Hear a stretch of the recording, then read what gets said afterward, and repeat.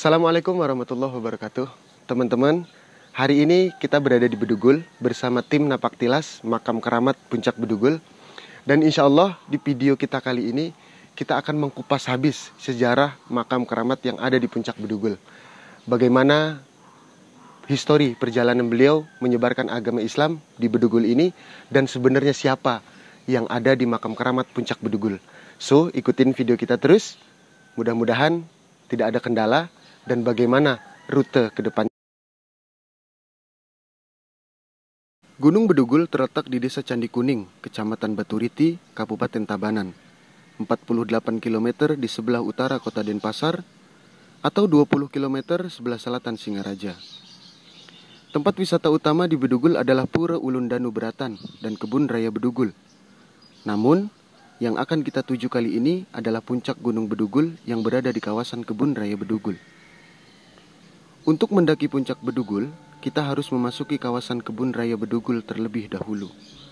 Gunung Bedugul memiliki ketinggian 1.800 meter di atas permukaan laut, dengan keindahannya yang sangat menakjubkan. Dan untuk sampai di makam keramat, para pendaki harus menempuh waktu kurang lebih 3 jam lamanya, melewati jalan setapak dengan tebing-tebing curam yang berada di kiri dan kanan. Dan konon katanya, selama proses mendaki, para pendaki tidak boleh mengeluh lelah, karena kalau kita mengeluh, maka perjalanan akan terasa semakin berat. Makam keramat Puncak Bedugul ini ditemukan sekitar tahun 1979 oleh Kiai Haji Nur Hadi Al-Hafidh, pendiri dan pengasuh Pondok Pesantren Rodotul Hufad, Kediri, Tabanan. Yang menurut sumber sejarah, makam keramat Puncak Bedugul bernama Al-Habib Umar bin Maulana Yusuf Al-Maghribi, dan beliau merupakan salah satu wali pitu di Bali yang berjasa menyebarkan ajaran-ajaran Islam, khususnya di pegunungan Desa Candi Kuning, Kecamatan Baturiti, Tabanan dan sekitarnya, sebelum wafat sekitar abad ke-15. Habib Umar bin Maulana Yusuf Al-Maghribi sempat mendirikan kerajaan Beratan. Tokoh asal Arab ini pula yang menjadi Raja Beratan dengan gelar Syekh Maulana Raden Hasan.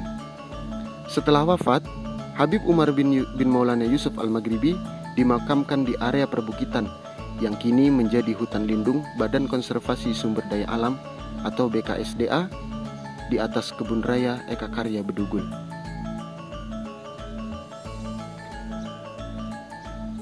Dan para tetua di Desa Candi Kuning menyebut Gunung Keramat tempat makam Al-Habib Umar bin Maulana Yusuf Al-Maghribi ini area Bukit Tapak. Jadi, mari kita mulai penelusuran makam keramat di Puncak Bedugul.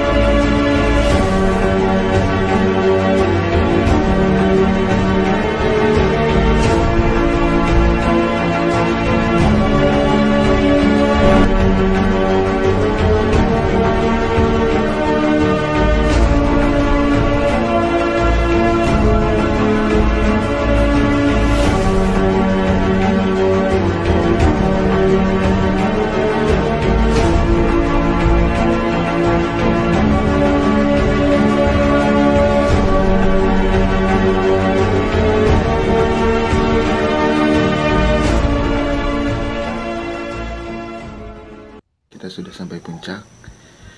Dan pemandangan pertama kali yang kita lihat adalah bangunan sebuah pura, yang dimana saudara-saudara kita dari agama Hindu sedang melakukan ibadah.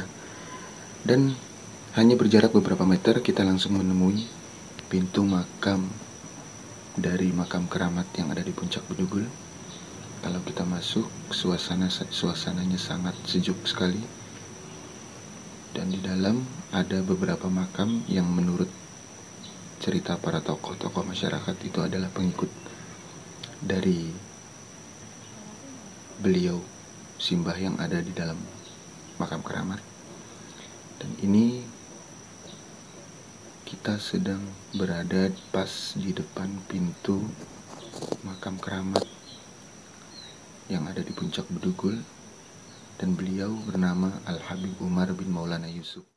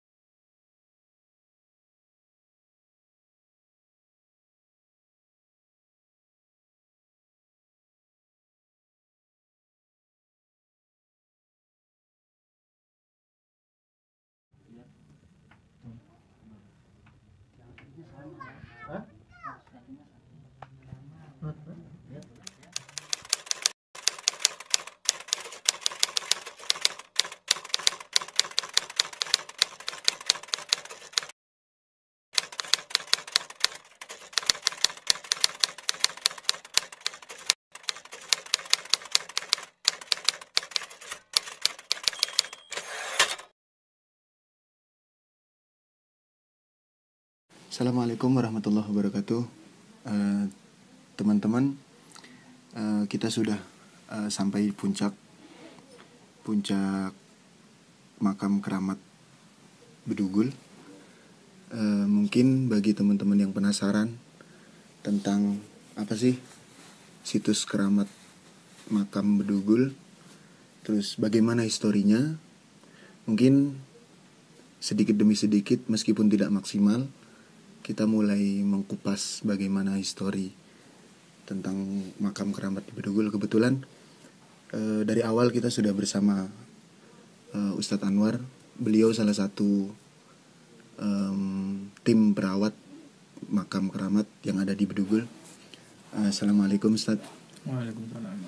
Ini untuk menjawab pertanyaan-pertanyaan seputar teman-teman mungkin yang belum pernah kesini. Makam keramat yang ada di sini sebenarnya beliau siapa, Ustaz? Baik, terima kasih. Assalamualaikum warahmatullahi wabarakatuh. Waalaikumsalam warahmatullahi wabarakatuh. Alhamdulillahirabbil alamin, wassalatu wassalamu ala asrofil anbiya wal mursalin wa ala alihi wa sahbihi ajmain, amma ba'du. Mengenai keberadaan makam beliau yaitu Habib Umar bin Maulana Yusuf Al-Maghribi, menurut sejarah yang ada itu belum diketahui pasti beliau itu datang dari mana, tahun berapa masuknya di Bali, khususnya di daerah Tabanan dan Bedugul ini. Yang pasti cikal bakal adanya Islam khususnya di daerah Candi Kuning ini karena jasa-jasa beliau, intinya begitu.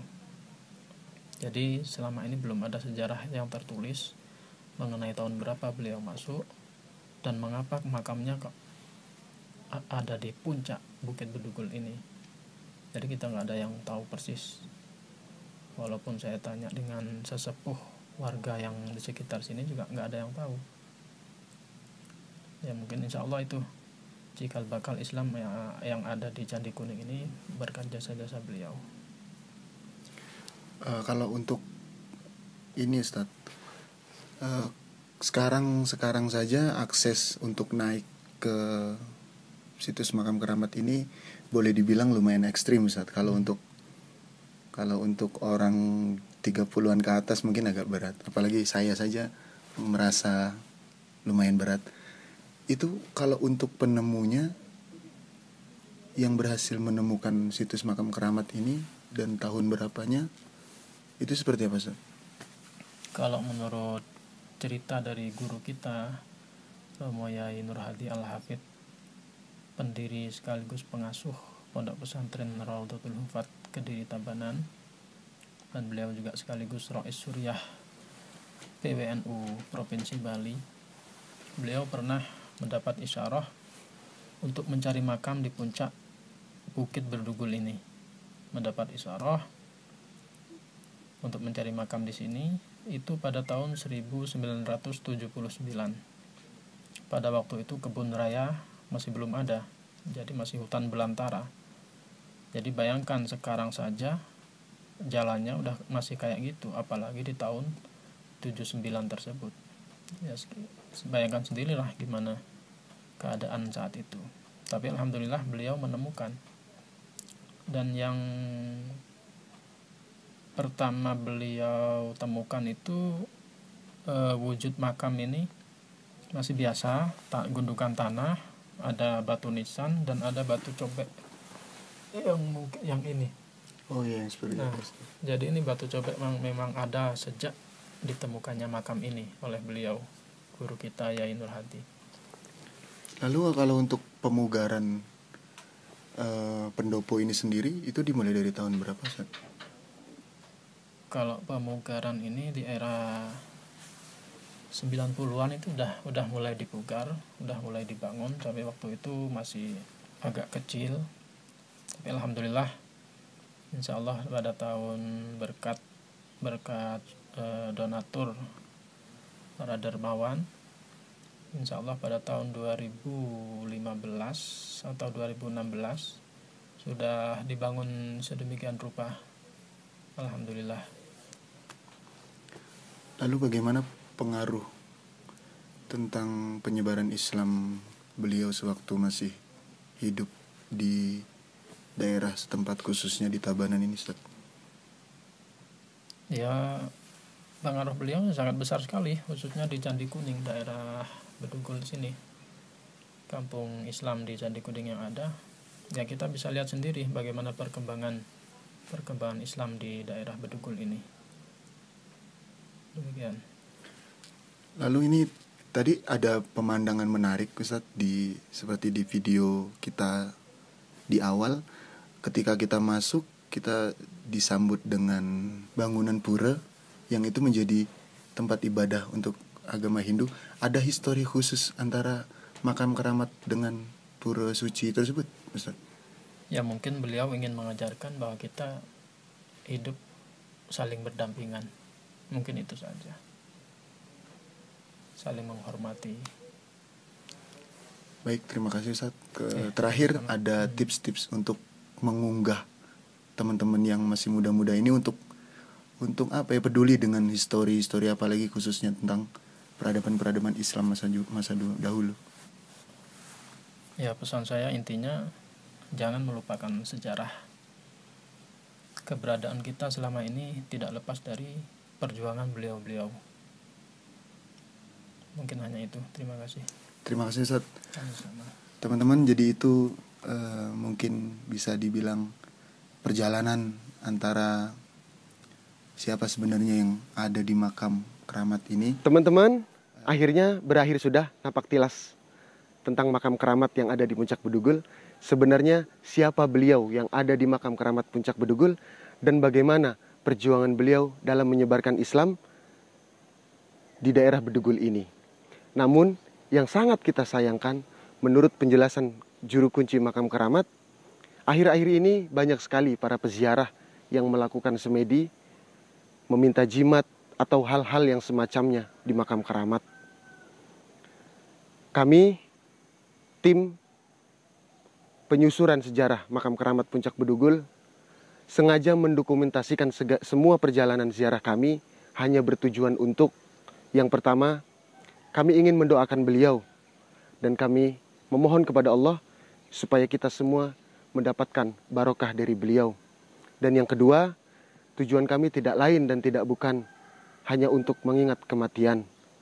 Semua makhluk akan mengalami kematian, tidak luput dari kematian. Seperti sabda Nabi Rasulullah SAW, dulu aku pernah melarang kalian untuk ziarah kubur. Dan sekarang lakukanlah ziarah kubur. Sesungguhnya ziarah kubur mengingatkan kalian kepada akhirat.